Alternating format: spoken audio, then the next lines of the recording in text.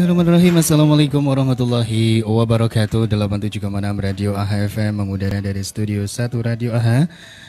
Selamat pagi sahabat-sahabat pendengar Radio AHA FM dimanapun Anda berada. Syukur alhamdulillah, puji syukur kehadirat Allah Subhanahu wa taala telah memberikan semua rahmat karunia dan juga nikmat kepada kita semuanya. Salawat dan salam tak lupa kita selalu sanjungkan, kita tujukan kepada junjungan kita Nabi besar Muhammad sallallahu alaihi wasallam serta keluarga, para sahabat dan juga para pengikutnya. Dan mudah-mudahan kita semuanya dikulangkan umat-umat Nabi Muhammad yang berikan syafaatnya kelak di yaumul qiyamah. Amin ya rabbal alamin. Selamat pagi sahabat-sahabati semuanya. Alhamdulillah jumpa kembali di kesempatan pagi hari ini barengan sahabat Al-Fandi. Setidaknya sahabat Fandi nanti insya Allah akan ditemani sahabat Arif. Dan alhamdulillah kita dapat berjumpa di program acara di akhir pekan, yaitu Ngopi Ngobrol Pagi. Edisi hari Sabtu 17 Sya'ban 1441 Hijriah atau 11 April 2020 Masehi. Tentunya insyaAllah sampai pukul setengah 12 siang sahabat-sahabati bisa kembali interaktif bertanya bersama narasumber kita Gus Ahmad Rifai. Dan insyaAllah sahabat bisa bergabung via line telepon di 0271623151, untuk SMS dan WhatsApp di 085874 kali 8811. Dan alhamdulillah di kesempatan pagi hari ini tema kita yaitu kamu boleh, aku tak boleh. Nah, ini ada sahabat Arif ya. Alhamdulillah sudah menemani sahabat Al-Fandi di kesempatan pagi hari ini. Langsung kita sapa narasumber kita. Iya. Assalamualaikum Gus Ahmad Rifai. Waalaikumsalam warahmatullahi wabarakatuh. Kabar gimana Gus? Alhamdulillah sehat luar biasa. Alhamdulillah. Tetap WFH, work from home. Wah, iya betul sekali ini ya. Ada juga banyak yang stay di rumah ya. Berarti pendengarnya tambah banyak. Tambah banyak. Alhamdulillah. Amin amin. Baik, dan juga banyak yang libur ya. Betul. Nanti nggak kerja, libur terus ya. Ngumpul dengan keluarga. Tapi jangan bosan-bosan ya, kita temani di sini sampai nanti sebelum zuhur ya. Sebelum zuhur ya. Baik, sahabat-sahabat Al-FM. Oke. Kita langsung ke bahasan kita. Pemirsa di Facebook dan fanpage Buya Sony, selamat pagi semuanya. Kita ini kemarin bahasan-bahasan kita yang kita harus follow up kembali. Ini Gus, dulu pernah Gus Ahmad Rifai menerangkan doa berbuka puasa, bahwa doa berbuka puasa ini dikatakan memakai hadis doif. Ya, karena barangkali ini sudah mungkin viral di Facebook, di media sosial tentang hadis doif juga ini ya. Kalau hadis doif tidak harus dipakai, harus yang sahih. Ya. Apakah sama ini Gus?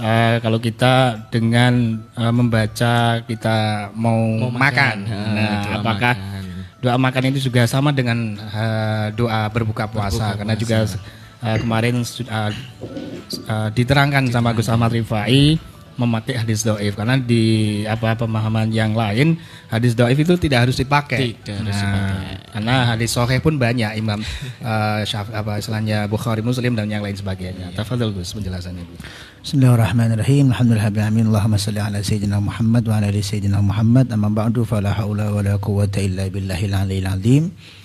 Kawan-kawan pendengar radio AHA FM dimanapun Anda berada, sahabat Al-Fandi, sahabat Arif yang kami muliakan, alhamdulillahirabbil alamin. Pembahasan kita pada kesempatan pagi hari ini adalah terkait tentang adanya beredar sebuah gambar. Yang sebuah gambar ini jika bisa kami katakan sudah kami diomongin prediksi engko dikira-kira tukang sulap.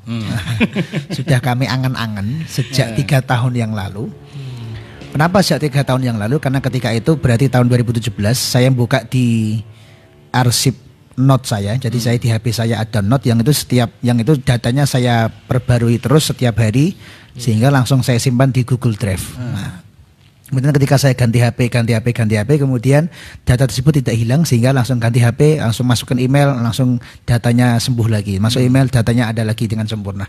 Kemudian saya buka arsip saya bahwa pada tanggal 17 Mei 2017, berarti 3 tahun yang lalu, saya membuat sebuah artikel yang berjudul doa buka puasa yang kamu bid'ahkan. Coba buka pas yang kamu bedakan, kemudian mengalami beberapa revisi, penambahan dalil, penambahan nomor hadis dan lain sebagainya sampai artikel tersebut mulai di-share bulan Juni awal tahun 2017. Jadi saya sudah bertahun-tahun nulis tentang artikel ilmiah dan mempelajari tentang dalil-dalil seputar Ahlus Sunnah wal Jamaah. Yang dalil buka puasa itu saja sudah kami tulis 3 tahun yang lalu. Nah, di situ kami berusaha untuk mempelajari dan untuk melihat video dari beberapa orang, beberapa ustadz dari yang bukan Ahlus Sunnah, apa sih yang mereka permasalahkan dari doa Allahumma laka sumtu wa bika amantu wa ala rizqika aftartu birahmatika arhamar rahimin. Kata mereka yang pertama, hadis ini adalah hadis yang dhaif. Kemudian kenapa kalau dhaif? Ternyata mereka mengambil kesimpulan bahwa hadis dhaif itu tidak bisa dijadikan sebagai rujukan dan tidak boleh dipakai sama sekali. Itu kesimpulan yang saya ambil dari sekian puluh artikel yang mereka buat, sekian puluh video yang ditampilkan oleh ustadz-ustadz mereka. Kemudian mereka ganti dengan doa dhahabad dhamma wa abtalatil uruq wa sabatal ajr insyaallah, karena dianggap itu hadis yang sahih. Nah, maka kemudian di artikel tersebut saya membuat bahwa yang pertama dalil Allahumma laka sumtu itu memang betul dhaif. Tapi kemudian dhaifnya ada berbagai macam riwayat dan berbagai macam jalur, berbagai macam jalur periwayatan dari para sahabat. Sehingga dalam ilmu hadis, wa idza quwiyad dhaifu bi tariqaini sara hasanan li ghairihi, kata ilmu mustalahul hadis. Apabila hadis dhaif itu dikuatkan oleh hadis dhaif yang lain, ada sama-sama hadis dhaif, isinya sama tapi beda jalur, maka satu dengan yang lainnya ini saling menguatkan. Sehingga yang awal mulai dhaif karena ada banyak jalur maka meningkat menjadi hasan.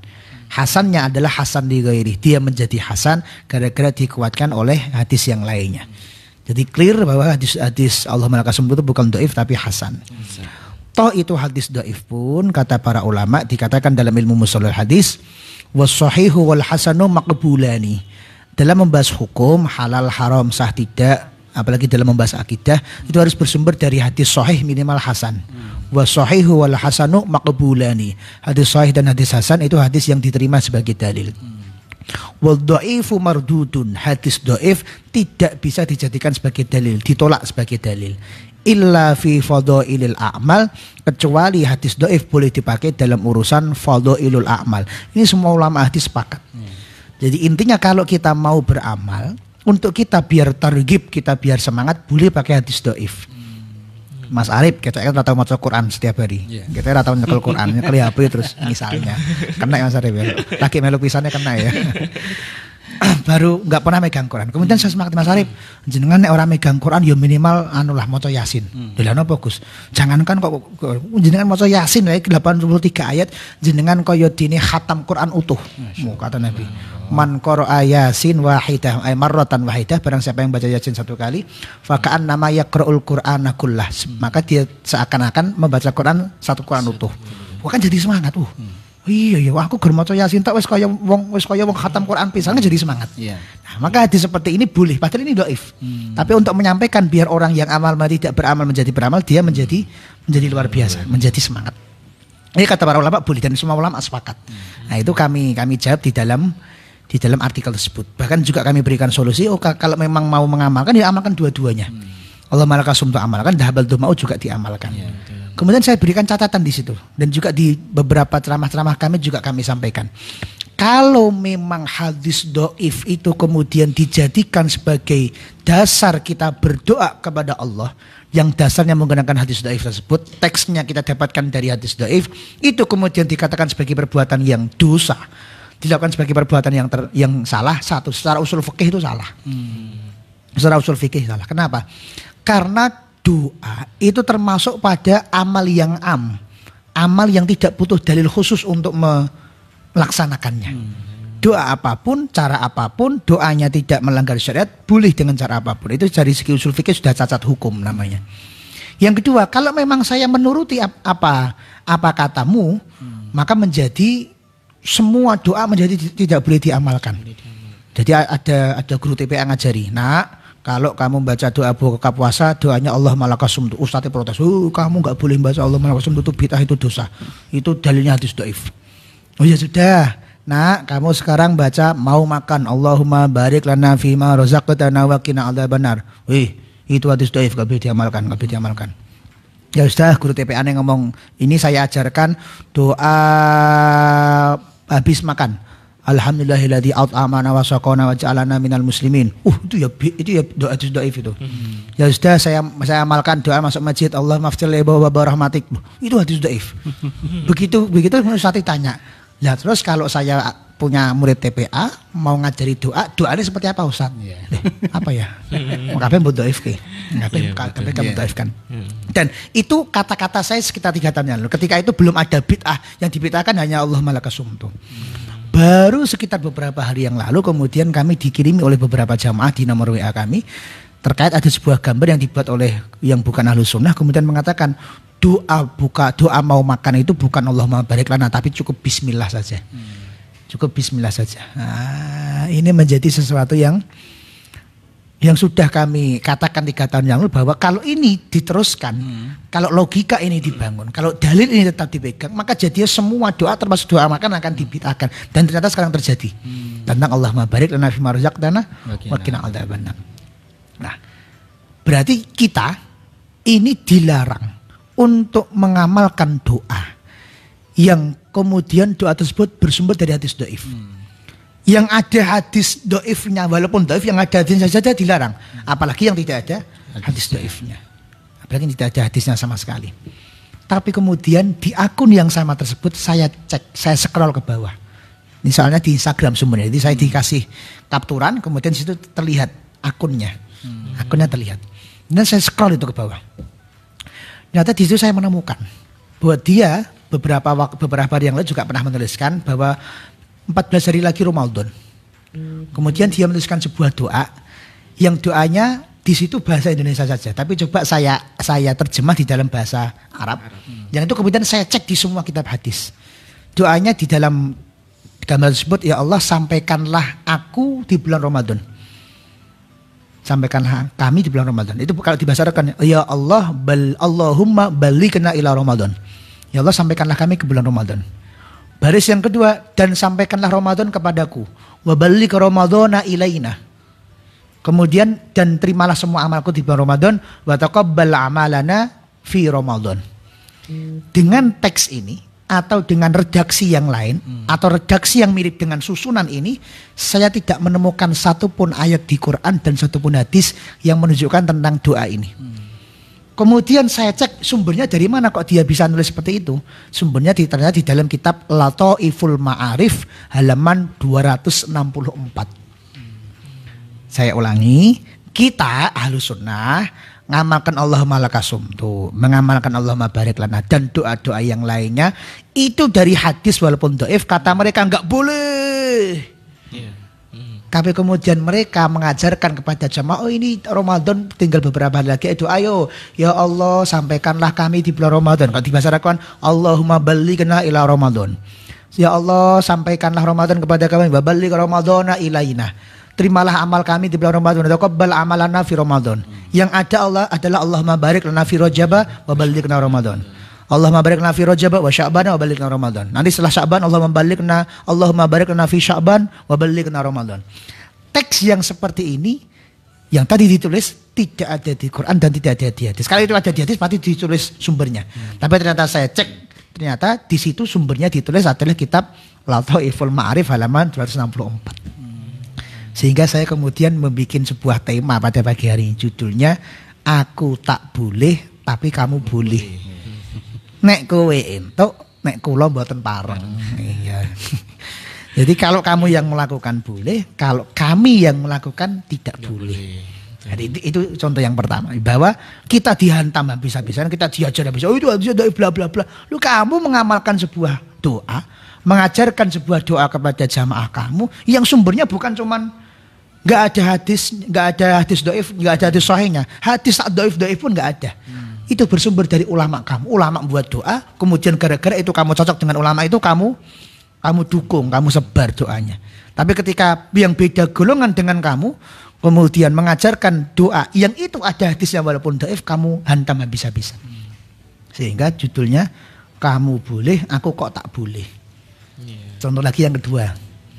Dulu ketika kita ditanya oleh orang-orang, kenapa kok kita maulid Nabi. Nah, misalnya. Kemudian kita jawab, oh maulid Nabi itu bahwa satu dalil peringatannya yang memperingati maulid itu Nabi sendiri. Memperingati maulid itu hari kelahiran beliau. Beliau ditanya wasu'ila Rasulullah sallallahu alaihi wasallam an yaumil isnin. Rasulullah ditanya tentang alasan beliau puasa hari Senin, maka beliau menjawab fihi wulidtu. Tidak diterangkan oh Senin itu mulia begini, enggak. Jawaban yang pertama fihi wulidtu, sederhana. Saya senang puasa hari Senin karena di hari itu saya dilahirkan. Berarti beramal soleh berupa puasa kemudian untuk memperingati hari kelahiran Nabi. Dari sini kemudian ada ulama Ahlus Sunnah bernama Raja Mudzaffar Al-Mali Mudzaffar kemudian membuat agenda, oh kalau begitu kita berarti sunnah untuk mengamalkan ini. Dan hal ini bahwa dari hadis Nabi tadi, Nabi merayakan hari kelahirannya dengan puasa, oleh Ibnu Hajar Al-Asqalani di dalam kitab Fathul Bari, syarahnya Sahih Bukhari dikatakan ini merupakan dalil bahwa kita boleh merayakan Nabi dengan amal soleh selain puasa. Kalau Nabi sukanya puasa maka beliau berpuasa. Kalau kita boleh dengan amal soleh yang lain, sebenarnya tujuannya sama. Kita memakai pendapat Ibnu Hajar, kita memakai pendapat Raja Mudzaffar. Kemudian kata dia, oh enggak boleh. Caranya harus sama dengan Rasulullah. Kalau kamu pengen merayakan, rayakan sama dengan Rasulullah. Harus puasa, enggak boleh dengan amal-amal yang lainnya. Ya sudah, saya tak manut kamu. Saya tak manut kamu. Dahulu ketika kami menerangkan bahwa Yasin itu kata mereka, Imam Syafi'i melarang Yasin, kata mereka. Tapi ketika kita buka di dalam kitab Majmu' ini kitab terbesar, kitab terpanjang dalam mazhab Syafi'i, 38 jilid yang mengarang adalah Imam Nawawi, syarahnya Muhadzab. Imam Nawawi mengatakan bahwa anna qira'atal Qur'ana lil mayyit, sesungguhnya membaca Quran yang dihadiahkan kepada mayit, fahuwa mustahabbun, itu merupakan suatu hal yang sunnah. Kata Wahabi kemudian, loh Gus Ahmad Rifai itu gimana? Kamu itu ikut Imam Syafi'i apa ikut Imam Nawawi? Padahal di dalam mazhab Syafi'i pendapat yang muktamad itu pendapatnya Imam Nawawi. Nah, jadi kamu gak bisa mengatakan ikut Imam Syafi'i meninggalkan Imam Nawawi, itu ditolak oleh semua ulama. Sebab pelopor pembaharu mengumpulkan fatwa-fatwa Imam Syafi'i semuanya itu dimuktamadkan oleh Imam Nawawi. Apa yang dikatakan oleh Imam Nawawi muktamad, ya itulah yang muktamad dalam mazhab Syafi'i. Ya sudahlah, saya tak ikut kamu saja. Saya ambilkan fatwa Imam Syafi'i. Fatwa Imam Syafi'i mengatakan walau quri al-Qur'an indal mayyit. Kalau kamu datang ke kuburan, indal mayyit itu di sebelah mayit artinya. Kalau kamu datang ke mayit kemudian kamu bacakan Quran, kullah utuh, fahuwa ahsan, maka itu yang paling baik. Fatwa Imam Syafi'i. Jadi kita kasih fatwa ulama Imam Nawawi, mereka enggak mau, Pak minta fatwa Imam Syafi'i. Kita kasih fatwa Imam Syafi'i, mereka katakan apa? Mereka katakan, ikuti sahabat.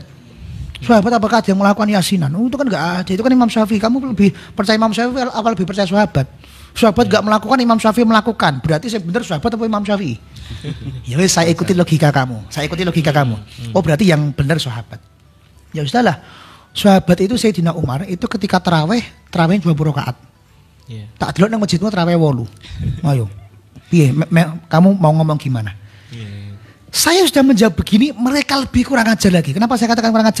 Lihat konteksnya, teks mereka, kalimat yang mereka gunakan. Rasulullah tarawihnya 8, Umar tarawihnya 20. Ini betul-betul saya dengar dari lisan beberapa gelintir dari mereka. Nek wong waras ki melu Umar apa melu Rasulullah? Jadi ketika kita terangkan bahwa Sayyidina Umar itu memfatwakan dan diikuti oleh seluruh sahabat bahwa tarawih 20 rakaat, mereka katakan Rasulullah itu tarawihnya 8. Sayyidina Umar tarawih 20. Nek wong waras ki melu Kanjeng Nabi apa melu Umar? Pertanyaan kan pertanyaan yang kurang ajar menurut saya. Kenapa? Karena ketika kamu mengatakan yang waras melu Kanjeng Nabi atau melu Umar, maka berarti kamu mengatakan Sayyidina Umar ora waras karena berbeda dengan Kanjeng Nabi. Padahal Sayyidina Umar itu khalifah yang dikatakan oleh Nabi, kamu ikuti semua fatwanya sebagaimana sabda Nabi, alaikum bisunnati wa sunnati khulafair rasyidin al-mahdiyyin min ba'di. Kamu kalau mau selamat ikuti cara saya dan ikuti caranya sahabat-sahabat khulafair rasyidin. Dan Nabi Muhammad sudah memberikan isyarah, habis peninggalan saya nanti Abu Bakar, habis peninggalan Abu Bakar Umar dan lain sebagainya. Dan ijma kaum muslimin sepakat ketika Sayyidina Umar menentukan tarawih 20, masih ada Sayyidina Utsman. Mantunya Nabi. Masih ada Sayyidina Ali, mantunya Nabi. Masih ada sahabat-sahabat yang lain, masih ada Anas bin Malik, masih ada Ibnu Abbas, masih ada Abdullah bin Umar, masih ada sahabat-sahabat yang, dan semua sepakat. Pertanyaannya, semua orang sepakat tentang fatwanya Sayyidina Umar, semua sahabat sepakat, enek wong jenenge Samidi ngelek-ngelek. Kita memilih sahabat atau memilih Samidi gitu saja. Tapi ya wis, begitulah orang-orang yang kemudian berusaha menjauhkan kita dari sunnah Nabi. Jadi minta fatwa, jadi kita terangkan tentang fatwa ulama, mereka enggak mau, mereka pengennya fatwa Imam Syafi'i. Kita berikan fatwa Imam Syafi'i, mereka enggak mau dibandingkan dengan sahabat. Oh kenapa kunut subuh, kamu kenapa baca usholi? Ini fatwanya Imam Syafi'i, suruh sunnah baca usholi. Ini fatwanya Imam Syafi'i, suruh kunut subuh. Jadi Imam Syafi'i dibandingkan dengan sahabat. Ketika kita mengikuti sahabat, ayo mengikuti sahabat, ada jemaah 2 kali. Itu Sayyidina Utsman bin Affan, ayo kamu mau apa? Tarawih 2 rakaat itu sholatnya Sayyidina Umar, kamu mau apa? Suruh ikut kanjeng Nabi. Jadi ketika kita ikut mereka pun bingung. Dilo ini orang mudeng arai. Tapi kemudian ketika kita cek fatwa-fatwa mereka, barusan kami buka bahwa mereka membid'ahkan puasa Rajab mengambil fatwa dari Sayyid Sabiq dalam fikih sunnah. Yang kita fikih sunnah Sayyid Sabiq ini memang sangat kontroversial di kalangan ahlu sunnah. Memang betul di kitab tersebut membahas tentang beberapa madhab, perbandingan madhab. Ada iktiran madhab, perbandingan madhab, ada madhab Hanafi, ada madhab Maliki, ada madhab Syafi'i, ada madhab Hambali. Tapi yang lagi kesimpulannya Sayyid Sabiq. Jadi dari 4 madhab itu kemudian dia milih satu, kemudian yang lainnya dia elek-elek. Misalnya air mustakmal nih. Madhab Hanafi nggak ada air mustakmal. Air yang bekas dipakai wudhu itu kan nggak boleh dipakai wudhu lagi. Istilahnya mustakmal. Imam Hanafi nggak ada mustakmal. Maliki nggak ada mustakmal. Hambali nggak ada mustakmal. Syafi'i ada mustakmal. Jika orang tersebut adalah yang berniat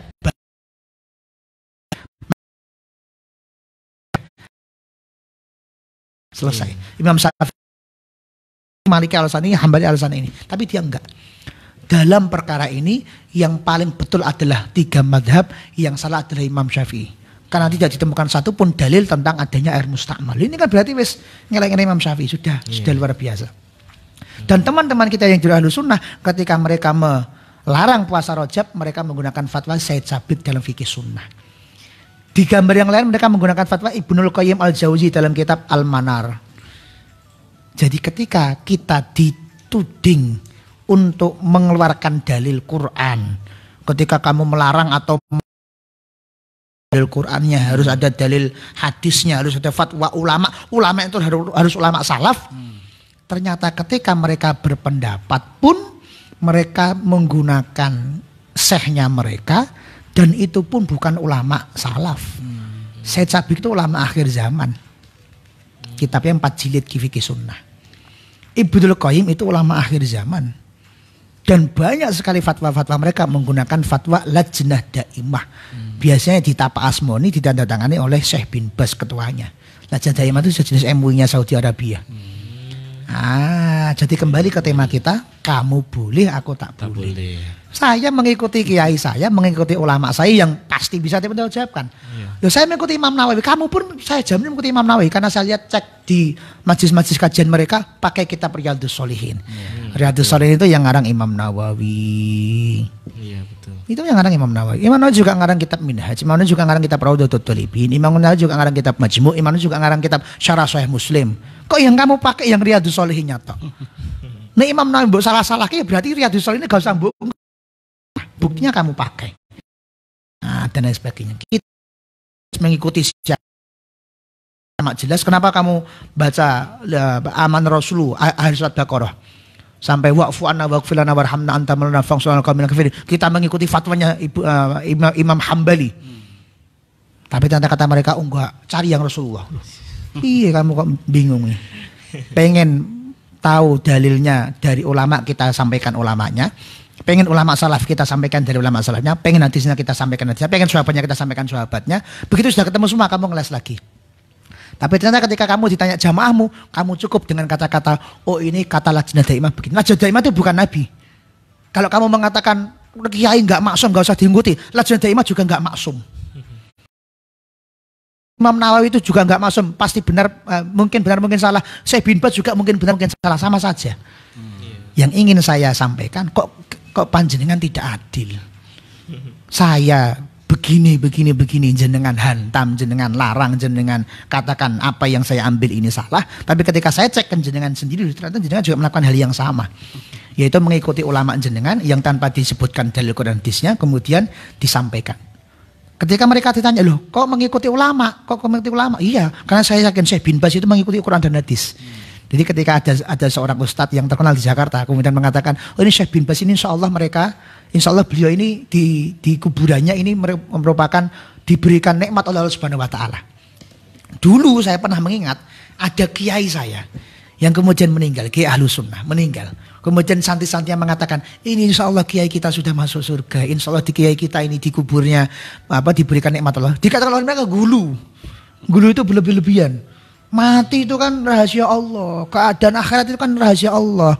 Keadaan ketika dikubur itu kan rahasia Allah. Kamu gak bisa memastikan kamu itu gulu berlebih-lebihan. Tapi ketika mereka menerangkan tentang kematian dari syekh-syekhnya mereka, kemudian mereka katakan, oh ini Syekh bin Baz ini kan sudah di akhirat ini insya Allah di alam kubur sudah mendapatkan nikmat dari Allah karena ilmunya karena begini. Kamu kok sama ternyata. Nah, kamu kok ternyata sama. Dan ternyata ketika kita cek, ternyata yang betul-betul salaf itu kita. Karena kita betul-betul mengikuti ulama-ulama salaf dan apa yang kita ajarkan ternyata juga itu meniru dari para ulama salaf. Allah alam insya Allah kita lanjutkan di sesi yang kedua insya Allah. Baik, syukran Gus untuk bahasan kita mengenai tadi hadis-hadis doif yang dimana doa berbuka puasa ini memakai hadis doif tapi harus diamalkan. Tidak harus hadis sahih, hadis doif insya Allah bisa dipakai untuk kita amalkan di kesehariannya. Baik, sahabat di AHFM, nanti sahabat bisa bergabung untuk jalin silaturahim interaktif untuk bertanya tentang mungkin Ramadan juga bisa. Betul. Atau bisa tentang seluk-beluk hadis dhaif. Bisa nanti di line telepon di 02716235151, SMS dan WhatsApp di 0858 74 kali 8811. Setelah senandung berikut ini tetap stay tune di 87,6 Radio AHFM. Baik, kembali lagi di 87,6 Radio AHFM, masih di Ngobrol Pagi bersama Gus Samad Rifai. Tentunya bagi sahabat-sahabat AHFM yang bergabung untuk interaktif di kesempatan pagi hari ini, SMS dan WhatsApp di 0858 74 kali 8811. Baik, tentunya di kesempatan pagi hari ini juga buat sahabat-sahabat yang ada di ataupun pemirsa yang ada di Facebook maupun di fanpage Buya Sony, silakan yang pengen bergabung di kesempatan pagi hari ini, insyaallah sampai pukul 11:30 ya. 12 ya. Baik, melanjutkan sesi yang pertama tadi Gus tentang mungkin hadis doif yang tentunya banyak sekali orang itu hadis doif nggak usah dipakai, tidak diamalkan tentunya. Kalau dilihat hadisnya seperti itu, kemudian apakah hakikatnya ataupun mungkin pahalanya ataupun mengamalkannya itu apakah dapat pahala untuk mengamalkan hadis dhaif tersebut Gus? Baik, bismillahirrahmanirrahim. Terkait tentang ilmu tentang hadis dhaif ini telah kami bahas panjang lebar. Yang pada pertemuan hari ini saya ingin memberikan gambaran kepada kawan-kawan semuanya bahwa dalam kita mengamalkan ahlus sunnah dan kemudian ketika kita mendapatkan sebuah kritik, mendapatkan sebuah teguran, mendapatkan sebuah bantahan dari orang-orang yang tidak cocok, jangan kemudian langsung minder, jangan kemudian kita langsung mengalah, jangan kemudian kita langsung bingung. Kenapa? Karena pada dasarnya semua orang ini hidup tanpa bid'ah tidak bisa. Semua orang hidup tanpa bid'ah tidak bisa, kemudian semua orang itu hidup tanpa bimbingan guru tidak bisa, hidup tanpa menggunakan fatwa ulama tidak bisa, dan lain sebagainya tidak bisa. Yang ingin saya tekankan kepada kawan-kawan adalah bagaimana cara kita menjawab kepada orang-orang yang membantah itu tanpa perlu dalil yang panjang lebar. Jadi tidak perlu memahami bagaimana itu hakikat hadis dhaif, bagaimana hadis yang makbul, hadis yang mardud. Teman-teman enggak usah menghafalkan was-sahihu wal hasanu maqbulani wal dhaifu mardudun illa fi fadailil amal, itu enggak usah dihafalkan. Hadis dhaif bisa menjadi hadis hasan. Wa idza qawiyal dhaifu bi tariqa ini sara hasanan juga, itu enggak usah dihafalkan. Itu kelas dhuwur-dhuwurne jenengan debat tenanan hafalkan. Tapi ketika jenengan cuma jagungan sehari, maka di konten grup WA Buya Sony saya buat konten baru yaitu jagungan agomo. Jadi saya ada konten bukan quote, itu isinya keguyonan ala anak muda, tapi keguyonan yang berilmu. Ramadan sudah tampak tapi jodoh belum kelihatan. Nah itu bukan kuat. Kemudian ada lagi tanya Buya, yaitu Buya menjawab persoalan yang serius di jamaah. Kemudian dijawab dengan jawaban singkat, padat tapi jelas. Nah itu kemudian kita share. Kemudian ada dalil aswaja. Kemudian ada dalil aswaja ini panjang sekali itu untuk membahas secara ilmiah. Dan itu memang saya buat khusus bersama dengan tim saya yang ada di pondok tentang santri khidmah yang kemudian kita berikan arahan untuk menjadi tim ilmiah kita. Kemudian yang keempat ada dalil, ada tentang fikih aktual. Ada fikih yang urut dari toharoh, dari sholat, kemudian puasa, zakat, haji, dan masih berlanjut. Ada lagi yang fikih aktual. Oh ini tentang puasa rojab. Oh tentang puasa Ramadan, tentang cara tarawih, tentang cara witir, itu juga kita garap bersama. Dan banyak lagi konten-konten yang lainnya. Ada lagi kalam hikmah. Itu kalam hikmah dari kalam para ulama-ulama kita yang menyusukan hati, kita share semuanya. Yang terbaru ada konten namanya Jagongan Agomo. Itu berguna dalil aswaja, tapi di situ tanpa pakai hadis, tanpa pakai Quran, tanpa pakai fatwa ulama salaf, hanya sekedar mengajarkan logika berpikir dan benang merah. Jadi ketika kita paham logika berpikir, ketika kita paham benang merahnya, kemudian ketika kita paham apa sebenarnya yang disalahkan dari amalan-amalan kita, maka kita akan bisa menjawab. Maka ketika teman-teman nanti jagongan atau WA atau misalnya ngopi bareng setelah nanti corona berakhir, sekarang kan nggak bisa. Nah, ngopi ini dewi-dewi, kopi ini itu dia nggawi dewi-dewi, itu dia rasanya dewi-dewi, terserah. Nah, itu kemudian teman-teman akan bisa menjawab tanpa perlu buka kitab, tanpa perlu ngapakan hadis, tanpa perlu ngapakan Quran. Tanpa perlu seperti itu. Tadi deh seperti contoh hadis dhaif. Oh, saya kemarin pernah buka Instagram, ternyata guru kamu yang mengajarkan doa saya nggak pernah ada dalilnya kok. Itu kan jawaban sederhana. Jawaban yang sebenarnya kalau kamu salahkan saya, yuk kamu juga salah. Jadi kalau sama-sama salah, ya udah nggak usah saling menyalahkan. Mau bodoh-bodoh keliru kok. Kamu nak rapotnya merah, aku rapotnya merah, yo coba aja wong kita sama-sama rapotnya merah. Itu kan sesama rapot merah jangan saling mengisi. Intinya seperti itu. Kemudian yang kedua tadi kami terangkan bahwa kita mengikuti fatwa ulama kemudian dilarang sama mereka. Kemudian ketika kita tahu, kamu ketika begitu juga kok menggunakan fatwa ulama kok. Misalnya ketika kita bahas Yasin tuh. Yasin itu kan Yasin itu kan baca Quran, kok dilarang kenapa? Yasin itu kan baca Quran kok dilarang itu kenapa? Kemudian mereka katakan, loh Yasin itu memang baca Quran itu bagus, tapi caranya itu loh Rasulullah nggak pernah mengajarkan. Ya sudah, kemarin saya buka di Instagram, ada fatwa dari Syekh bin Bas, ada rekaman suaranya. Syekh bin Bas ditanya oleh seorang jamaahnya, wahai Syekh bin Bas, saya setiap malam itu memutar HP saya dengan menggunakan MP3, itu melantunkan murotal Quran. Saya jadikan sebagai teman menjelang tidur saya. Saya putar sampai saya tertidur. Itu hukumnya bagaimana? Kata Syekh bin Bas, boleh. Karena itu merupakan menenangkan hati dan sebagainya. Iya, betul. Coba ini dalil kamu hantam untuk kepada Syekh bin Bas. Coba dalil yang kamu gunakan, kamu praktekkan kepada Syekh bin Bas. Wahai Syekh bin Bas, apakah ada dalil khususnya Rasulullah atau Quran pernah mengajarkan, ayo kamu putarlah Al-Quran, suruhlah orang untuk membacakan Quran di sampingmu sampai kamu tertidur. Apakah itu ada? Tidak ada. Jadi intinya kita pun mengamalkan, Anda juga mengamalkan. Yang jadi soal, Anda boleh, kita kok dilarang. Kamu boleh, aku kok nggak boleh. Iya, nah itu seputar jawaban-jawaban tentang apa namanya ini, tentang jawaban jagongan agomo. Jadi kita jagongan pun masih bisa membela Ahlus Sunnah. Iya. Contoh yang kedua tentang Yasinan. Yasinan disamakan dengan Hindu.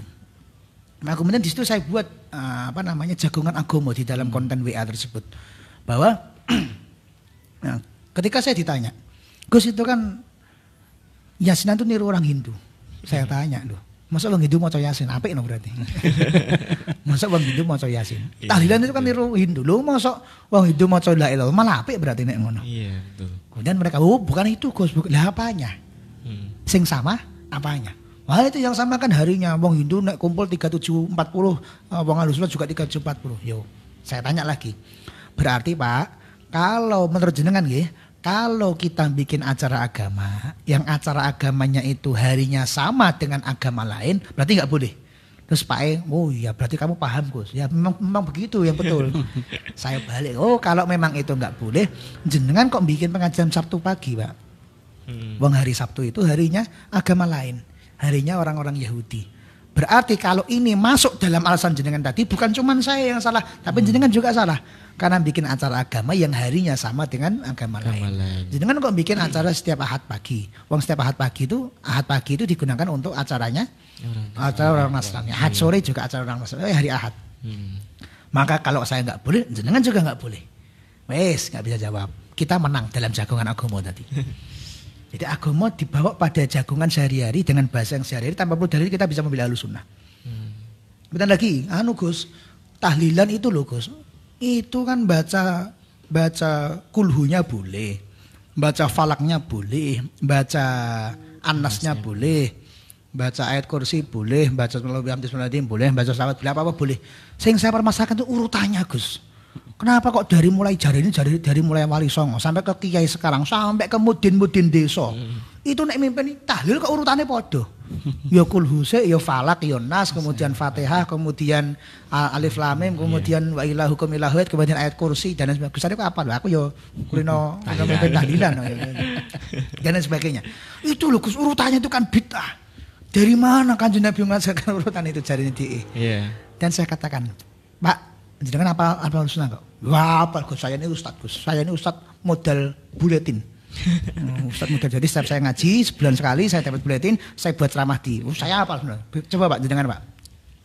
Ya Allah, ya Rahman, ya Rahim, ya Malik, ya Kudus, ya Salam, ya Mu'min, ya Muhaimin sampai akhir ya Sobur. Di awal tadi dia tanya, Gus, itu kok harus kulhu dulu baru ayat kursi?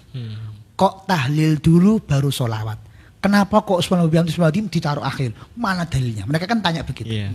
Saya suruh melafatkan. Coba Pak, sebelumnya gimana Pak? Yes, ya Allah ya Rahman ya Rahim. Saya tanya Pak, jenengan kok meletakkan ya Rahman baru ya Rahim baru ya Malik, dalilnya mana? Kenapa kok ya Muhaimin dengan ya Salam itu kok jejer? Kenapa kok yang paling terakhir ya Sobur? Kenapa sebelum ya Sobur itu ya Rasid? Tolong saya carikan dalil Quran atau dalil hadisnya satupun yang menunjukkan urutan itu.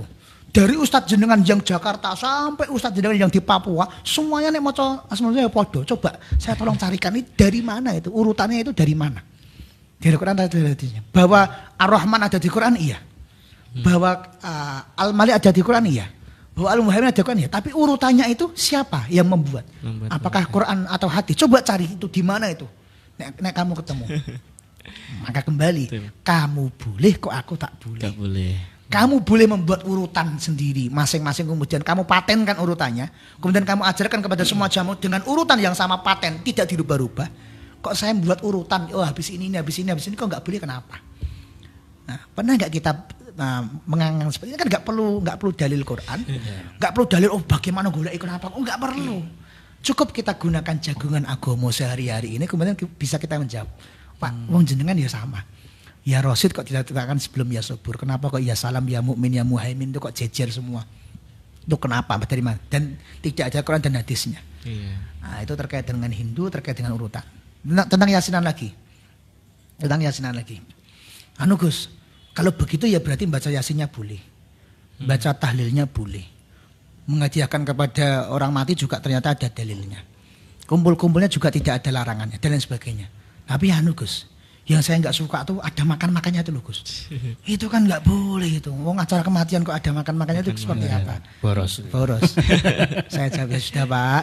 Ini besok malam Jumat kan ada Yasinan di rumahnya Pak Fulan, di rumahnya Pak Joko tuh ada Yasinan. Nanti saya tak bilang sama Pak Joko, khusus Yasin tahlil malam Jumat besok kita Yasin ala malaikatan. Apa malaikatan itu? Malaikat itu layak kulu wala yashrobu. Ora doyan sego, ora doyan pupu, ora doyan mie, ora doyan es teh, ora doyan apa-apa. Tidak makan, tidak minum. Wis kita malaikatan. Teko maca Yasin, maca tahlil, mulih. Ndonga mulih, ora usah nganggo makmam. Pun undangane kula caoskeun jenengan. Jenengan badhe rawuh mboten? Sik Gus, kene acara Gus. Sik Gus. Ternyata juga tidak datang. Jadi apa yang kamu permasalahkan dari Yasin tahlil? Kamu permasalahkan ini, ternyata kamu juga mengamalkan hal yang sama. Kamu permasalahkan ini, ternyata kamu juga mengamalkan hal yang sama. Nah, kalau gitu ya ngopo kok saling menyalahkan. Bang, kamu mau bikin acara peringatan hari kelahiran ulama, kamu juga tidak dilarang. Kamu mau memperingati hari kematian ulama, kamu juga tidak dilarang. Kamu mau mengatakan husnudzon kepada Allah, semoga guru kami Syekh ini engkau berikan nikmat kuburnya, juga tidak dilarang. Kenapa itu ketika kamu membolehkan untuk dirimu sendiri, tapi ketika kepada kami itu tidak kamu bolehkan.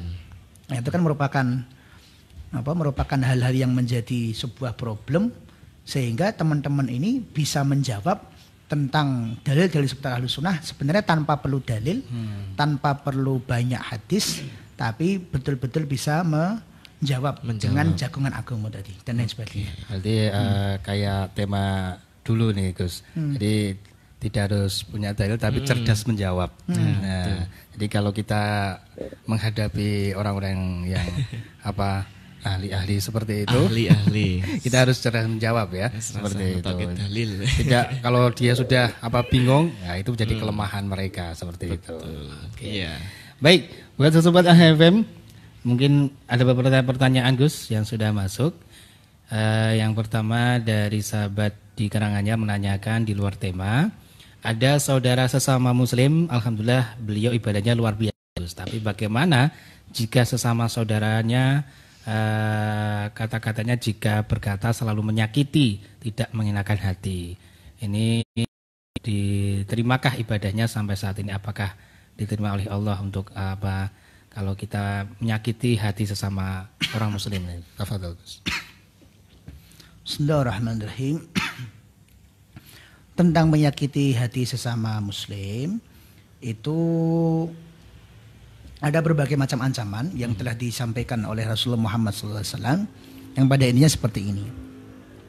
Kalau itu dilakukan oleh diri kita, maka silahkan ambil hadis-hadis yang berat. Tapi kalau itu dilakukan oleh orang lain, maka silahkan berhusnudzon lah, jangan justru dibalik. Jadi ketika yang melakukan kesalahan adalah diri kita sendiri, oh nggak apa-apa. Allah tuh maha pengampun, Allah tuh maha rahmat. Saya punya dosa nggak apa-apa. Tapi ketika ada kesalahan, dosa neraka kamu, amal kamu nggak diterima 40 hari, kamu begini-begini, jangan, nggak bisa dibalik. Kalau kesalahan itu bersumber dari kita, betul-betul bertaubat, kita ingat-ingat, oh saya melakukan sombong sedikit, orang sombong sedikit itu gak mungkin masuk surga.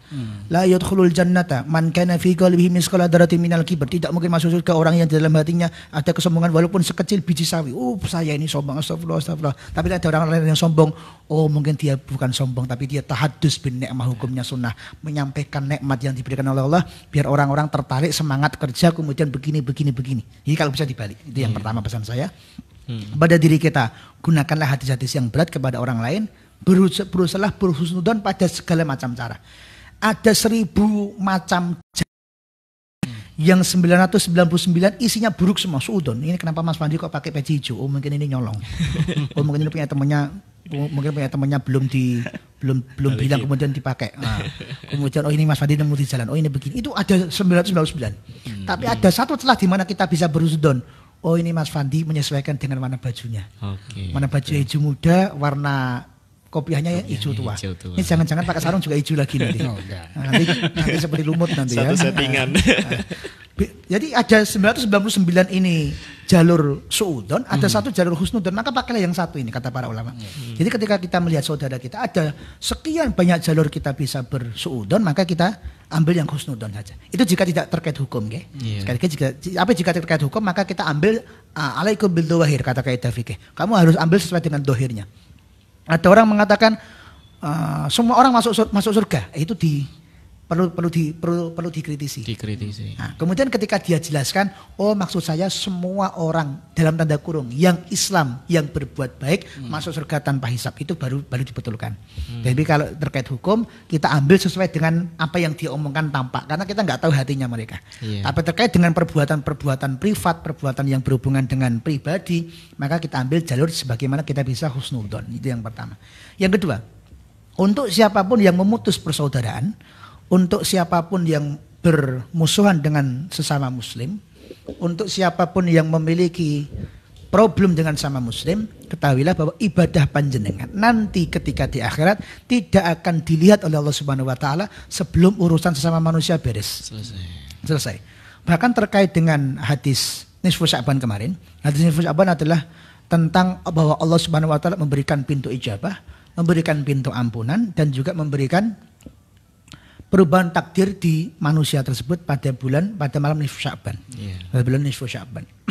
Nah, nanti yang pembahasan takdir nanti panjang lagi ya diterangkan. Apakah takdir bisa dirubah? Ada takdir mukram, ada takdir mu'allaq dan lain sebagainya. Itu nanti juga banyak. Apakah doa bisa merubah takdir? Apakah kemudian Allah sudah menulis takdir? Oh Mas Arif dongoki tak rubah. Jadi Allah merubah keputusan sendiri. Apakah seperti itu nanti panjang lagi? Ada takdir mukram, ada takdir mu'allaq dan lain sebagainya. Itu nanti panjang lagi. Nah, tapi yang jadi dasar adalah bahwa Allah memberikan luar biasa karunia ketika malam nisfu Sya'ban, tapi dikatakan oleh Kanjeng Nabi illal musyahin, kecuali orang yang saling bermusuhan. Kenapa? Karena urusan kamu dengan sesama belum beres. Allah nggak mungkin mau ngurusi apa yang menjadi urusanmu dengan urusan manusia. Beresi dulu sampai ikhlas, sampai begini luar biasa. Dan hati-hati ketika kita beribadah kemudian kita masih memiliki permusuhan. Kenapa? Karena itu nanti akan dinilaikan oleh Allah Subhanahu wa taala dan akan diijoli oleh Allah Subhanahu wa taala berupa amal kita diambil. Kalau amal kita sudah habis maka dosanya mereka akan ditimpakan kepada kita. Itu pesan kita yang kedua. Pesan kita yang ketiga, kalau kita sebagai pihak yang dizolimi, jangan susah untuk memberikan maaf. Jangan angel-angel untuk memberikan maaf. Tidak ada untungnya jenengan dengan jenengan mengutuk. Oh Mas Fandi ki ngidak sikilku ora njaluk ngapura. Tak tuntut ning akhirat. Urusan ngidak sikil tuntut ning akhirat. Apa untungnya saya nuntut Mas Fandi di akhirat? Apa untungnya kita nuntut beberapa? Ini kita juga kalau kepada terutama kepada kita sendiri. Ayo. Ketika kita menjadi pihak yang didolimi, jangan mudah mendoakan jelek. Enggak ada untungnya jenengan mendoakan itu umat Nabi Muhammad. Itu umat Nabi Muhammad, itu kekasihnya Allah, itu hamba Allah, itu rakyatnya Nabi Muhammad. Jangan kita membuat Nabi Muhammad bersedih. Lihat, Nabi Muhammad itu ketika ada warganya, ketika ada jamaahnya, ketika ada umatnya yang masuk neraka, beliau bersedih. Apalagi jika kita yang menjadi sebab dia masuk ke neraka. Oh dia dolim kepada saya, itu kemudian kita bilang, wah tak ngapura nganti nang akhirat, tak tuntut nang akhirat. Kan sampai seperti itu kita kalau marah kan, tak tuntut nang akhirat dan sebagainya. Apa untungnya kita menuntut saudara kita? Tidak ada untungnya. Justru kalau panjenengan bisa memberikan maaf, bisa memberikan ikhlas, itu merupakan sebuah keberuntungan yang luar biasa. Dalilnya ada banyak. Dalil yang pertama, ada seseorang yang kemudian Nabi Muhammad sedang duduk-duduk, kemudian Nabi Muhammad mengatakan sebentar lagi orang masuk surga akan masuk. Tahu-tahu ada orang masuk sholat 2 rakaat kemudian keluar. Hari berikutnya Nabi Muhammad masih jagungan bla bla bla bla bla, ngomong lagi beliau, ngendikan lagi. Habis ini ada orang yang masuk surga akan datang lagi. Ya sampai 3 hari berturut-turut. Ada seorang sahabat kemudian penasaran datang ke rumah orang tersebut. Kemudian dia meneliti, tahajudnya ya biasa, kita ya turunnya ya akeh, maamnya ya biasa porsinya, tidak, bukan tirakat tidak makan, juga ibadah sunnah ya biasa, apa-apa ya biasa. Kemudian ketika 3 hari kemudian lagi ngaku, Pak saya kesini bukan mau bertamu, duitku ya akeh, tapi saya pengen jenengan kemarin itu sama Nabi dikatakan ahli surga. Apa amalan jenengan? Oh amalan saya itu gak tampak apa? Setiap saya tidur saya tadi ngeling-ngeling. Oh Mas Fandi mau minta sikilku, tak kayak maaf. Oh Mas Arif mau gak kayak kopi kelegan sitik tak kayak maaf, misalnya seperti itu. Oh Mbak ini tadi begini, oh Mas ini tadi begini, oh ini begini, tak maafkan semuanya ya Allah. Setiap malam saya begitu. Jadi saya tidak tidur kecuali saya tenang, tidak membawa dendam, tidak membawa tuntutan, tidak membawa ini, enggak, tenang, saya tenang. Itu yang masuk surga, bukan yang tahajud, bukan yang ini, enggak. Kenapa? Karena pahala-pahala itu bisa habis ketika kita di akhirat nanti. Nah, dan sebagainya. Kemudian yang hadis yang kedua, ada orang yang modelnya kayak gitu, tak tuntut sampai nanti di akhirat betul-betul dia bisa menuntut. Kemudian dia masih disibukkan dengan hitung-hitungan seruat sama Allah. Mas, kamu sebagai pihak yang didolimi, coba panggil siapa yang mendolimi kamu. Oh ini, ya Allah, ini. Itu kan ruwet. Ya Allah, saya pernah diidak sikil saya minta pahalanya sekian. Ini begini. Tahu-tahu dia ada kilatan, lus, langsung ke surga. Ya Allah, itu siapa kok cepat sekali? Oh, itu temanmu. Teman saya kan amalnya biasa. Iya. Tapi tadi ketika saya tawari, kamu mau nuntut enggak? Saya enggak nuntut ya Allah. Semua sudah saya ikhlaskan di dunia. Semua orang yang salah kepada saya sudah saya ikhlaskan di dunia. Langsung kemudian sama Allah dia dibikin secepat kilat untuk masuk ke surga. Orang tadi mikir loh, lah aku kok ruwet dhewe ngopo ndak hitung-hitungan. Aku ruwet dhewe ngopo sih Allah? Saya enggak mau hitung-hitungan, wis saya ikhlaskan semua, saya maafkan semua. Saya pengen jadi sama seperti orang itu. Nah, jadi kadang kalau kita hitungan sama orang yang dermawan ruwet. Jenengan misalnya sama saya, Gus, kemarin jenengan nyuruh saya untuk beli ini. Kemudian saya itu nulis, itu biaya nulisnya 5.000. Kemudian saya kemarin ngontel, biaya ngontel per ngontelan 100 rupiah. Dia hitung neritik. Ya wis, kamu hitungan. Akhirnya 10.000. Dapatnya 10.000. Tapi coba nek jenengan ikhlas enggak neritik, tahu tak kasih 100.000. Nah, pilih mana sekarang kita sama Allah.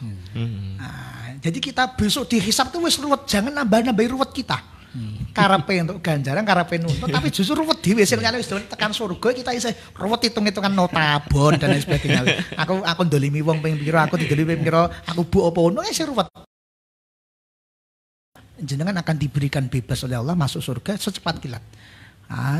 Maka ada 3 pesan terkait dengan permusuhan tadi. Yang pertama, untuk jika diri kita, maka gunakanlah hadis-hadis yang berat sehingga kita bisa bertobat dan meminta maaf. Sedangkan untuk kepada sikap kita kepada orang lain, carilah celah di mana kita bisa berhusnudzon kepada mereka. Betul. Yang kedua, jika kita menjadi orang yang mendolimi, maka segera minta maaf karena memang luar biasa. Bahkan Allah memberikan ampunan, Allah memberikan rahmat, itu dikecualikan dari orang yang bermusuhan, musyahin tadi. Musyahin tadi orang yang saling bermusuhan itu dikecualikan oleh Allah. Maka jangan sampai kita seperti itu. Bahkan dalam hadis nisfu Sya'ban tadi, Kanjeng Nabi mengatakan di malam tersebut Allah mengampuni jumlah orang. Jumlah yang diampuni itu lebih banyak dari bulu domba yang dimiliki oleh suku Kaleb. Suku Kaleb itu suku yang terkenal wong-wonge saudagar kabeh tur usahanya tuh kambing. Satu orang saudagarnya suku Kaleb itu ketika kambingnya dikumpulkan di antara 2 bukit. 2 bukit kan ada lembahnya. Ada lembah, ada bagian yang melengkungnya di antara 2 bukit. Itu ketika dikumpulkan di satu lembah, penuh lembahnya. Itu milik satu orang. Jadi dengan ibaratnya ada 2 bukit, ada satu lembah di situ, itu penuh dengan kambing, ribuan, ratusan ribu kambing, puluhan ribu kambing. Jangan ngitung saja enggak, itu baru milik satu orang. Dan ini milik satu kampung, milik satu suku, milik satu kampung. Dan itu bukan kambingnya tapi bulunya. Ayo, wedhuse sak wong duwe akeh. Ini wedhuse satu kampung. Terus yang dihitung ora wedhuse tapi wulu. Itu kata Allah musyahin enggak termasuk lho piye coba. Apa eman-eman jenengan sing liyane diampuni kabeh jenengan kok isih metenteng ngene-ngene. Wong gor dhuwit piro wae kok. Jenengan tidak mendapat ampunan dari Allah. Yang ketiga, kok kita dalam posisi yang dizalimi, jangan mudah untuk nuntut karena enggak ada untungnya. Justru jangan ikhlaskan semua dengan mendapatkan sesuatu yang lebih luar biasa, yaitu masuk surga tanpa hisab dengan sebab jenengan ikhlas memaafkan kepada semua kesalahan orang lain. Nah, insya Allah begitu. Baik, saya tertarik malam Nifsu Sya'ban nih Gus. Kemarin juga ada pertanyaan lewat saya. Itu kenapa kok malam Nisfu Sya'ban kita diharuskan untuk baca Yasin 3 kali. Nah, apakah ada dalilnya? Apakah ada tuntunannya? Mungkin Yasin pertama dilimpahkan rizkinya, kemudian Yasin ketiga menolak bala, kemudian yang ketiga husnul khotimah, kematiannya. Itu apakah ada tuntunannya? Mungkin ada urutannya? Apakah juga ada anjurannya seperti itu? Gus. Baik, dalil yang pertama bahwa Nabi Muhammad SAW mengatakan idza ja'at lailatun nisfi min Sya'ban. Kalau sudah datang malam nisfu Sya'ban, tanggal 15 Sya'ban, dawuhnya Nabi adalah faqumu lailaha. Maka kalian hidupkanlah malam dengan ibadah. Wasumu naharaha, dan berpuasalah dengan hari siangnya. Kata Nabi, beribadahlah di malam nisfu Sya'ban. Pertanyaan saya, apakah Nabi mewajibkan kamu nek mau ibadah harus sholat? Enggak. Kamu kalau mau ibadah harus baca Quran terus kudu surat Baqarah? Enggak. Kamu kalau mau ibadah harus sedekah? Enggak. Kata Nabi, faqumu lailah, hidupkanlah malamnya dengan ibadah, apapun ibadahnya silakan hidupkanlah. Buatkanlah spesial dengan yang lainnya. Jadi pertanyaan saya, di malam nisfu Sya'ban baca Baqarah boleh enggak? Boleh. Baca Maidah boleh enggak? Boleh. Baca Yasin boleh enggak? Boleh. Baca Kulhu? Ya boleh. Yang kebangetan. Yang kebangetan Kulhu saiki ae. Enggak usah ngenteni nisfu Sya'ban. Nisfu Sya'ban tahun pisane mbok gawe Kulhu tok ngono. Diguyu karo Gusti Allah. Hah? Kulhu ki. Nah, gitu. Kasih yang spesial maksudnya Nabi. Faqumu lailah. Itu dalil yang pertama. Dalilnya umum. Sehingga tidak ada ketentuannya. Yang kedua, berarti panjenengan mau membaca apapun boleh.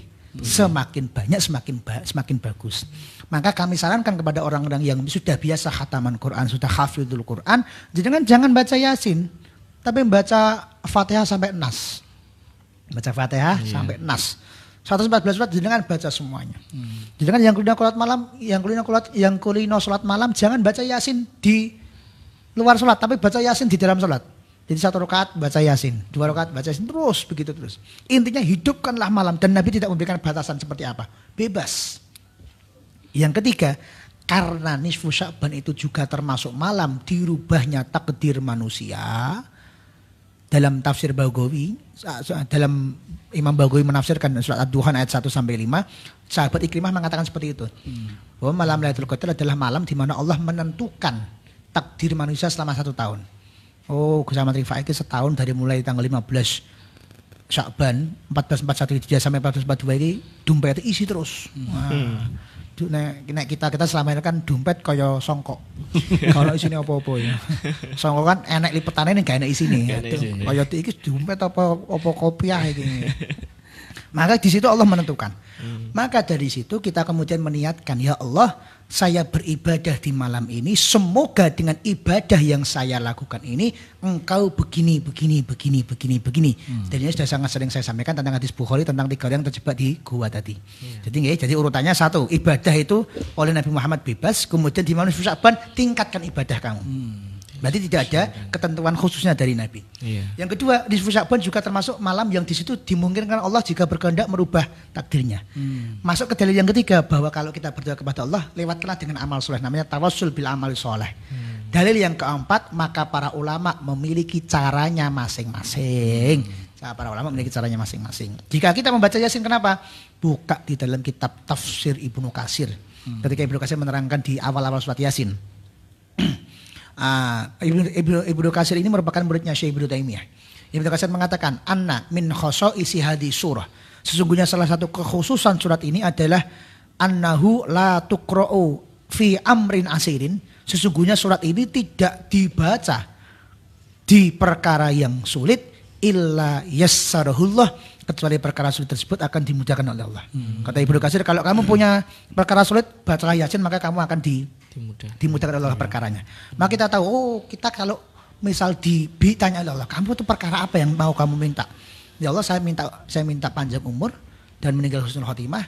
Yang kedua, selama saya hidup diberikan sehat walafiat rezeki banyak. Yang ketiga, saya minta diwafatkan, dikumpulkan, diselamatkan, masuk surga dengan la ilaha illallah. 3 ini kan kalau kita simpulkan keinginan kita, maka dari 3 ini tadi sudah kita lewatkan dengan bacaan Quran. Kalau bisa 1 hataman Quran, dungo ya Allah begini. 1 hataman Quran, dungo. 1 hataman Quran, dungo, dan sebagainya. Tapi kalau nggak bisa, maka ambil surat-surat pilihan. Jangan mau baca Ar-Rahman boleh, jangan mau bikin cara baru. Setiap nisfu Sya'ban baca Ar-Rahman boleh, baca Al-Mulk Tabarak boleh, baca Waqiah boleh. Nah, tapi kita diajarkan oleh para kiai kita membaca Yasin. Dalilnya dari mana? Dalilnya dari tafsir Ibnu Katsir bahwa Yasin itu dibacakan akan mempermudah segala urusannya. Jadi urutannya seperti itu. Kenapa kok muncul Yasin? Baik, syukran Gus untuk jawabannya. Baik, nanti kita akan beralih ke sesi yang terakhir untuk pertemuan kita pada kesempatan pagi hari ini. Tetap stay tune terus di 87,6 Radio AHFM. Kembali di 87,6 Radio AHFM, masih di ngobrol pagi di kesempatan sesi terakhir ini. Tentunya sebelum ke kesimpulan pada kesempatan pagi hari ini, ada satu pertanyaan yang masuk di SMS online dari Bunda Susiani di Semanggi. Mohon penjelasannya Gus, kapan waktu makan sahur itu habis? Waktu imsak ya. Mohon dalil yang kuat, apakah ketika imsak ataukah waktu adzan subuh nih Gus? Tafadhol untuk penjelasannya. Bismillahirrahmanirrahim. Ada 3 jawaban. Jawaban yang pertama, silahkan ikut di grup Buya Sony. Itu sudah kami buatkan artikel ilmiahnya tentang imsak. Teman-teman bisa silahkan ketik nomor teleponnya, saya sampaikan di nomor 0853 2335 5549. Saya ulangi, 0853 2335 5549. 0853 2335 5549. Silahkan di save, kemudian silahkan chat via WA, ketik daftar Buya. Sudah kami sampaikan tentang dalil-dalil tentang puasa, imsak dan sebagainya, termasuk tadi imsak tadi. Yang kedua jawaban kami adalah silahkan simak di Radio Al-Hidayah FM 87,6 di radio kita ini.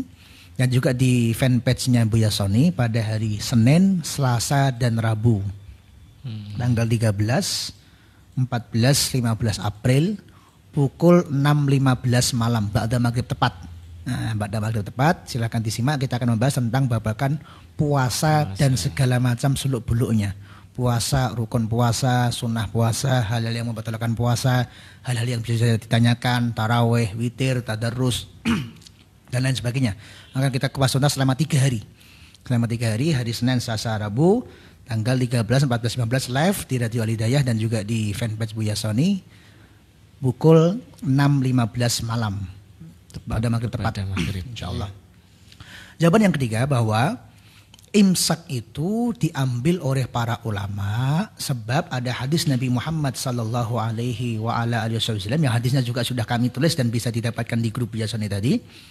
Hadisnya Sahih Bukhari Muslim nomor 623 Bukhari 1092 Muslim. Di mana inna Bilal yu'addinu bilailin fakulu washrabu hatta yu'addina ibnu ummi maktum.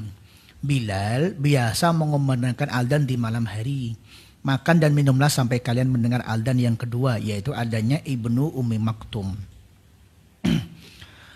Jadi dalil ini merupakan dalil bahwa kita mulainya berpuasa itu adalah waktu fajar. Yaitu waktu fajar itu waktu adzan subuh. Iya. Bukan adzannya ya, tapi waktunya. Karena orang adzan ini kadang maju, kadang mundur. Yang dipakai adalah jamnya. Nah, apalagi nek jamnya jam analog, jam yang diso, ke baterainya isih 3 tahun ora ganti.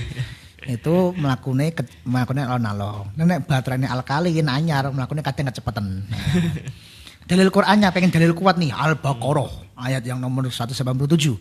Wa kulu, makanlah, washrabu, minumlah hatta yatabayyana, sampai tampak jelas lakum kepada kalian al-khaytul abyadu, yaitu benang putih, minal khaytil aswad, dari benang hitam, minal fajr, dari fajar. Nah, jadi yang dimaksud mulai puasa adalah dari mulai fajar. Maka kita di malam hari boleh makan, boleh minum sampai batasnya adalah waktu fajar atau waktu subuh. Nah, kenapa ada imsak Gus kurang lebih 15 menit 10 menit? Hadisnya dari Bukhari Muslim 1921 dan 1097 dari Anas dari Zaid bin Sabit radhiyallahu taala anhu, beliau mengatakan, Sayyidina Zaid bin Sabit, tasahharna ma'an Nabi, kami pernah sahur bersama dengan Nabi, makan sahur, makan seperti biasa makan sahur. Summa qama ila shalah, kemudian let beberapa jaraknya itu Nabi Muhammad mendirikan sholat. Habis makan kemudian dilatih beberapa jarak kemudian sholat. Qultu, Anas bertanya, kam kana bainal adzan was sahur, jaraknya berapa kira-kira antara Nabi Muhammad berhenti makan sampai adzan? Qala Sayyidina Zaid bin Sabit mengatakan qadru khamsina ayat, jaraknya itu kurang lebih kalau membaca Quran 50 ayat, karena dulu belum ada jam, belum ada menit, belum ada detik. Kira-kira kalau membaca Quran 50 ayat. Jadi Nabi walaupun sebenarnya puasa mulai dari waktu fajar, tapi Nabi mengajarkan kepada kita ojo jarak. Oh, adzan jam 4, aku rampungnya sahur berarti jam 3.59. Iya nek pas lagi mangan tahu, nek pas lagi mangan lombok. Dipepet gitu. Nah, pas lagi mangan lombok jam 3.59 barang nyokot lombok, terus adzan. Nah, syukur. Jadi makanan terakhirnya orang tahu nih malah lombok. Sehingga Nabi mengajarkan, kamu kalau mau berhenti jangan berhentinya mepet, tapi berhentinya ada jeda antara kamu berhenti dan kamu adzan subuh. Jadi ada jaraknya. Kata Zaid bin Sabit perkiraan 50 ayat. Sehingga oleh Imam Syafi'i dikatakan dalam juz 2 halaman 105 dalam kitab beliau Astahibbu, saya sangat menyukai at-ta'anni bis-suhur, untuk tidak tergesa-gesa di dalam sahur, dengan catatan malam yakun fi waqti muqarib yukhafu ayyakunal fajru tala, sampai sekiranya sesaat sebelum fajar itu terbit. Haramnya sampai fajar terbit tapi dikasih speleng waktu. Jangan mbok jarak tapi agak mundur sedikit. Yaitu fa inni ahabbu qata'ahu fi dzalikal waqt, maka sebelum fajar itu ada sudah harus putus. Kenapa? Biar ada jedanya, biar kita tidak tergesa-gesa. Maka di dalam kitab Fathul Bari, Imam Ibnu Hajar mengatakan, maka dari hadis ini disunahkan untuk memberi jeda antara kita berhenti sahur sampai kita masuk waktu subuh. Dari mana muncul ayat 10 atau 15 menit? Dikatakan satu, fatwa Syekh Al-Azhar Mesir, dikira-kira Kanjeng Nabi nek berhenti 50 ayat. 50 ayat itu kira-kira berapa? Wa min hadza yu'lamu annal imsaka la yajibu illa qabla tulu' wa annal mustahab ayyakuna bainahu wa bainat tulu' qadra qira'ah khamsina ayah wa yuqaddaru dzalika zamanan bi asri daqaiq takriban. Dikira-kirakan 50 ayat tadi adalah waktu kurang lebih asri daqaiq 10 menit. Kalau dalam Taqriyatus Sadidah dikatakan binahwi khamsina ayah ay rubu' sa'ah. 50 ayatnya Nabi tadi kalau zaman sekarang jadinya 15 menit. Jadi kesimpulannya satu, bahwa waktu berhentinya sahur itu sebenarnya adalah waktu subuh. Adzan wajib berhenti. Jadi kalau teman-teman misalnya kebiaran atau misalnya masih mau makan setelah imsak boleh. Setelah imsak boleh. Imsak hukumnya sunnah. Kenapa? Karena Nabi Muhammad ingin memberikan spelling waktu bagi kita untuk berhenti makan, sikat gigi, menuntaskan makan kita, makan minum kita sebelum kita masuk ke sholat subuh, sebelum adzannya tadi. Nah, sehingga jawabannya yang pertama adalah waktu puasa haram makan dimulai dari sejak waktu sholat subuh, waktu fajar. Yang kedua, adanya imsak disunahkan niru Kanjeng Nabi karena Nabi memberikan waktu antara berhentinya sahur dan masuknya waktu subuh. Yang ketiga, Nabi mencontohkan untuk memberi jeda 50 ayat. 50 ayat itu dikonversi di zaman sekarang jadinya 10 sampai 15 menit. Jadi umpama jam 4 itu adzan subuh, adzan imsaknya akan dimulai jam 3.45. 15 menit sebelum adzan subuh kita sunnah untuk berhenti terlebih dulu. Baik, sebelum untuk jawabannya Gus, terima kasih juga buat Bunda Susana dari Semanggi. Baik, langsung ke menarik kesimpulan Gus untuk pertemuan pada kesempatan pagi hari ini tentang tadi hadis dhaif dan juga dia boleh melakukan, kenapa kita tidak boleh melakukan ini Gus. Tafadhol. Baik, bahwa teman-teman semua ada ilmunya. Bahkan kalau saya ditanya, Gus, yang paling berharga di dunia ini apa? Saya bilang ilmu. Dengan ilmu kita bisa menjawab. Bahkan ilmu cara menjawab itu pun ada ilmunya sendiri. Ada beberapa kawan-kawan kami yang mereka tahu dalil yasinan, mereka tahu dalil tahlilan, mereka tahu dalil ziarah kubur. Tapi ketika diajak berdiskusi, ketika diajak bertemu dengan orang-orang golongan lain, mereka jadi tidak punya keahlian untuk menjawab seperti itu. Nah, maka kita dibagi dua nih. Untuk teman-teman yang pesantren, mari kaji Ahlus Sunnah secara mendalam. Mari kaji Ahlus Sunnah secara mendalam. Karena di zaman depan itu lebih parah daripada zaman sekarang pasti. Dawahnya Nabi semakin akhir zaman semakin parah. Dawahnya Nabi semakin akhir zaman semakin parah dan lain sebagainya. Maka ayo betul-betul kita jaga akidah kita, betul-betul kita jaga amaliyah kita sesuai Ahlus Sunnah wal Jamaah dengan ilmu. Nah, terkait dengan teman-teman kita yang memang tidak fokus pada belajar agama dan juga sudah sudah memang disibukkan oleh perkara-perkara yang lainnya, maka jenengan masih tetap bisa untuk berjuang dalam Ahlus Sunnah dengan apa? Dengan cara jagungan agama tadi. Jadi entah jagungan bahas apa, tahu-tahu tentang yasinan, entah jagungan bahas apa, tahu-tahu tentang bahas maulid dan lain sebagainya, bahwa ada berbagai macam cara jika kita memahami alur berpikirnya teman-teman kita yang di luar sana, bahwa sebenarnya ada beberapa hal yang mereka nggak adil, mereka boleh tapi kita nggak boleh. Beberapa juga sudah kami sampaikan di waktu yang lalu juga kami sampaikan pada kesempatan di pagi hari ini tadi. Nah, kemudian terkait dengan ilmu, maka saya katakan ilmu itu menjadi suatu hal yang luar biasa. Ilmu membuka semua pintu, ilmu membuka semua jendela, ilmu membuka semua rumah. Ilmu itu kuncinya, dan kuncinya ini kunci universal. Jadi jenengan mau masuk ke rumah nahwu juga ada kuncinya, jangan mau masuk ke rumah sorof ada kuncinya, mau masuk ke rumah fikih, ke rumah usul fikih, ke rumah kaidah fikih, ke rumah akidah, ke rumah ilmu kalam, ke rumah ilmu mantek, ke rumah ilmu balaghah, ke rumah ilmu dan lain sebagainya, itu semua ada kuncinya semua, dan kuncinya adalah ilmu. Ada yang tanya, Gus, kan katanya lebih tinggi adab daripada ilmu. Adab itu kan lebih tinggi daripada ilmu. Dan saya jawab lagi, loh, orang tahu adab itu kan juga dengan ilmu. Jadi kalau kamu pengen beradab, caranya tahu gimana? Dengan ilmu lagi. maka semuanya dengan ilmu. Beradab juga dengan ilmu. Cara salaman itu pun kalau nggak tahu ilmunya juga salah. Salaman tapi kening pipi, tapi kening batuk. Itu bukan nyium tangan, tapi nemplek ke tangan. Kalau cium itu dengan mulut dan juga dengan hidung. Nah, itu pun juga ada ilmunya. Cara berjalan di depan guru juga ada ilmunya.